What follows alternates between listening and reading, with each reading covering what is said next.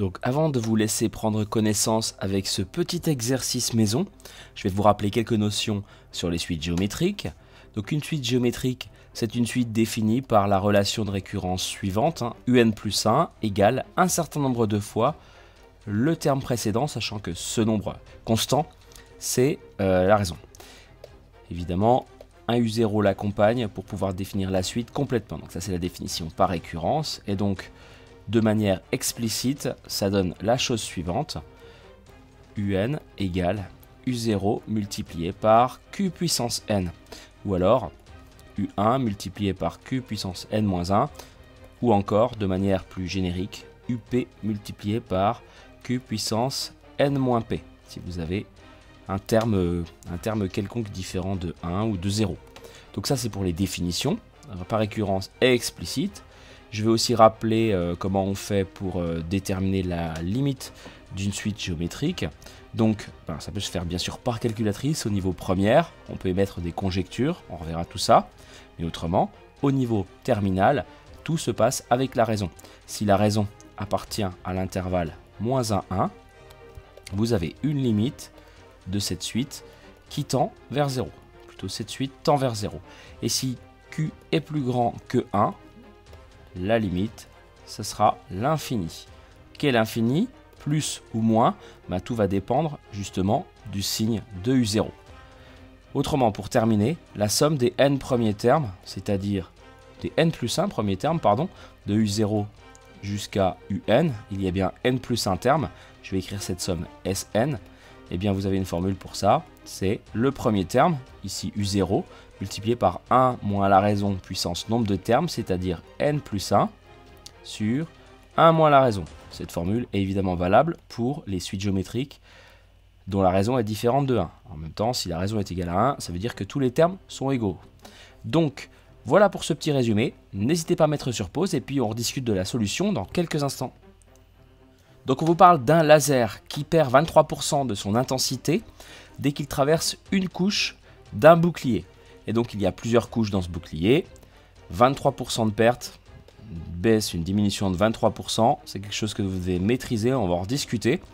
Ça correspond, vous le savez sûrement, à une multiplication par 0,77. On va juste éviter de balancer ce nombre et essayer de le retrouver. Donc IN, c'est cette intensité exprimée en watts par stéradian.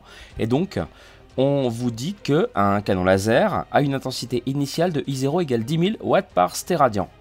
Et on vous demande de calculer tout naturellement I1 et I2. Alors, calculons déjà I1. Pour avoir I1, on va partir de I0 et on va lui appliquer une baisse de 23%. C'est-à-dire qu'en fait, on enlève à I0 multiplié par 23 divisé par 100.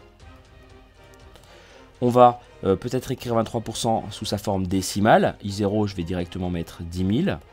Donc 10 000 moins 0,23 fois 10 000. Et là, l'idée, c'est de factoriser par 10 000. Alors, que se passe-t-il quand je factorise par 10 000? Eh bien, il me reste ici 1, puisque 10 000, c'est 10 000 fois 1, le fameux coût du 1. Et dans le deuxième terme, bien sûr, mon 0,23. Et 1 moins 0,23, eh bien, il se trouve que ça fait 0,77. Donc ça y est, on a mis en évidence notre 0,77. Au passage, à la calculatrice, ou de tête, dans ce cas-là, ça fait 7700 watts par stéradian comme intensité du rayon laser après avoir passé une couche. Deux couches, on procède de la même manière. Je vais juste aller un tout petit peu plus vite. On va appliquer ce 0,77 à I1. Une fois qu'on a fait une fois le calcul, on estime que c'est acquis. Donc 7700 multiplié par 0,77 qui donne à la calculatrice 5929. Donc une diminution, ce qui est plutôt normal.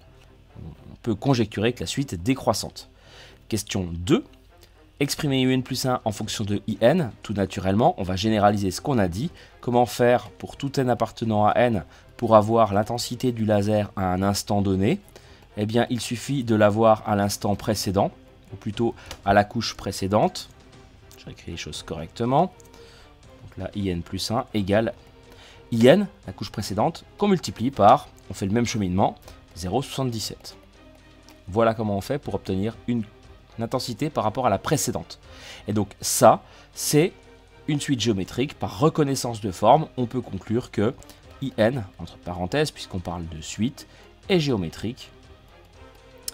Et on va préciser que le premier terme, c'est I0 égale 10 000, et la raison, c'est 0,77. 3a, exprimer IN en fonction de N, cette fois-ci. Donc on veut la formule explicite. On va partir de la formule par récurrence, qui est ici, et appliquer le cours.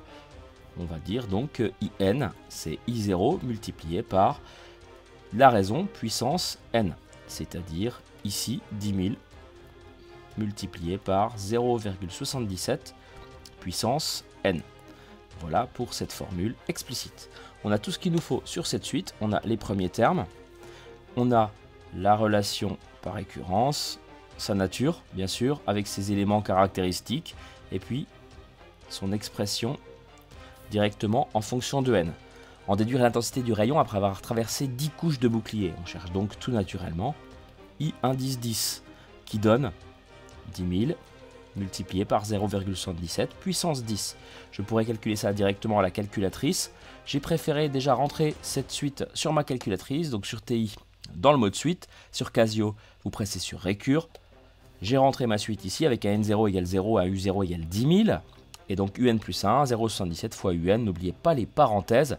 Si vous êtes dans le mode suite N, c'est-à-dire UN ici, eh bien il faut juste décaler en mettant UN moins 1, avec le moins ici qui va bien. Donc je vérifie mon début de table, 0, le delta est à 1, on va de 1 en 1, normal c'est une suite, et donc on retrouve 10 000, 7700, 5929, et donc on va arrondir ce résultat à 733, puisqu'on vous demande de l'arrondir à l'unité.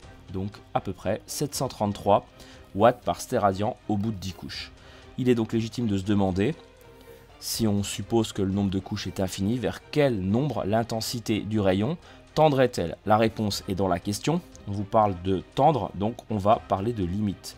Et on va déjà faire une conjecture calculatrice. Niveau première donc. Conjecture, la limite de IN, quand n tend vers plus l'infini. Qu'est-ce que ça va être? Donc je reprends la calculatrice.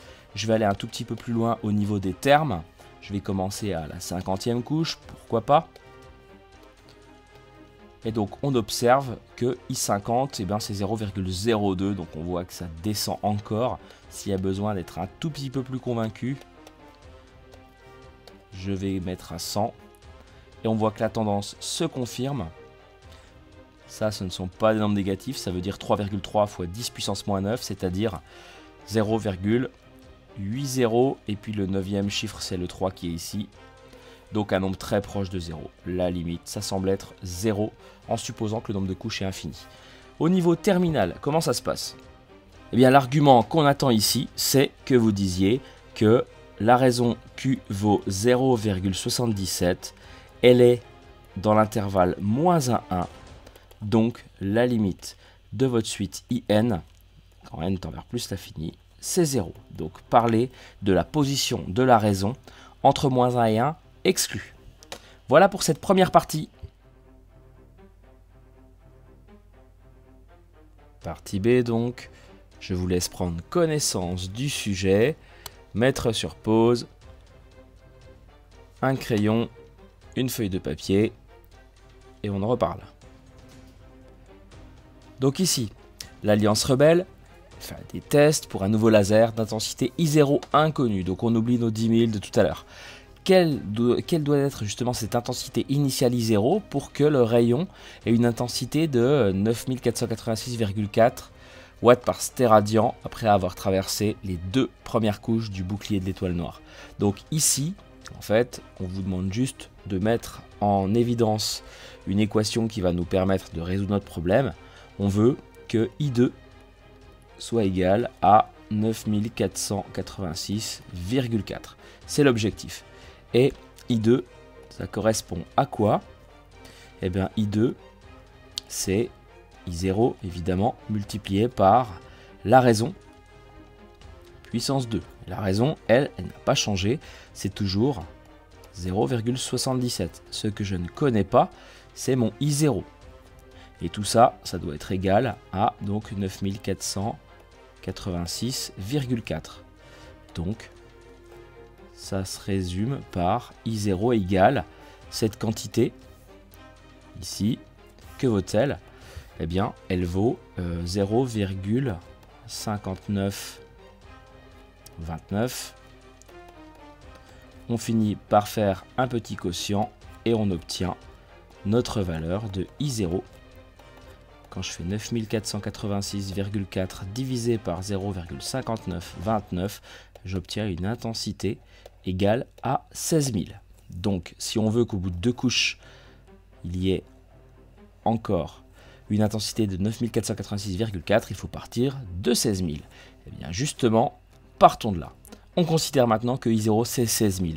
Grâce à votre calculatrice, donc ça c'est vraiment en mode première, on va faire une conjecture et trouver le nombre de couches nécessaires pour arriver à la moitié de l'intensité. La moitié de l'intensité initiale, hein, sous-entendu. Alors, sachant que l'intensité initiale était de 16 000, que vaut la moitié de l'intensité initiale? C'est 8 000. Donc, on va chercher à obtenir ce 8 000. Donc, sur calculatrice, bien sûr, toujours la même suite, avec un I0, cette fois-ci égal à 16 000. Par contre, la même relation de récurrence. On va dans notre tableau de valeurs, on commence tranquillement par 0, et puis on constate qu'en fait, c'est à partir de n égale 3. Donc, pour n égale 3, on a une intensité I3 qui est inférieure strictement à 8000. Donc, à partir de 3 couches, on perd la moitié de l'intensité.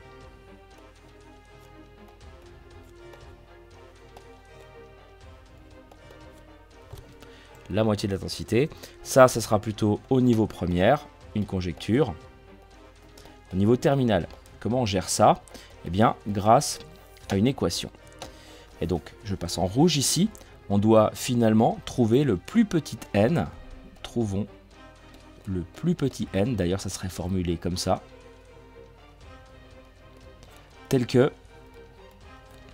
donc, l'intensité, IN, soit plus petite que, je vais l'appeler L0 d'ailleurs, ce petit n, soit plus petite que 8000.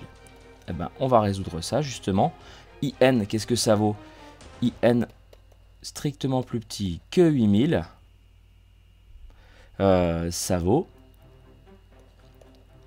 16 000 multiplié par 0,77 puissance n, c'est la formule explicite, plus petit que 8000. Je passe le 16 000 de l'autre côté. 16 000 étant positif, ça ne change pas l'ordre. On se retrouve avec 0,77 puissance n, strictement plus petit que 8000 sur 16 000, c'est-à-dire 1,5 ou 0,5, bien sûr. Et donc, comment gérer ce problème de ln, de n en puissance? Justement, lapsus, c'est en passant par la fonction logarithme népérien, qui est une fonction croissante, et croissante sur R+. Donc en fait, le fait qu'elle soit croissante sur R+, ne change pas l'ordre de l'inégalité. Donc on se retrouve avec ceci, plus petit que ln de 0,5. Et donc l'idée, c'est qu'en fait, on a une formule qui dit que ln de a puissance n, c'est égal à n ln de a. On a le droit de faire basculer le n devant, et on s'en sert pour résoudre notre problème. On a n ln de 0,77 qui va être plus petit que ln de 0,5. Et donc on termine en faisant très attention. N ici, on a ln de 0,5 divisé par ln de 0,77. Mais ln de 0,77, c'est négatif, puisque 0,77 est entre 0 et 1. Tout ça, c'est négatif, donc on change l'ordre de l'inégalité. Et si vous tapez ça à la calculatrice, voilà, on trouve 2,65 à peu près. Donc le plus petit n qui va fonctionner, n0, c'est bien sûr 3. Donc 3 couches. Il faut espérer que l'étoile noire n'ait pas plus de 3 couches de protection dans son bouclier. Voilà. Eh bien écoutez, moi je vous dis à bientôt pour une autre vidéo.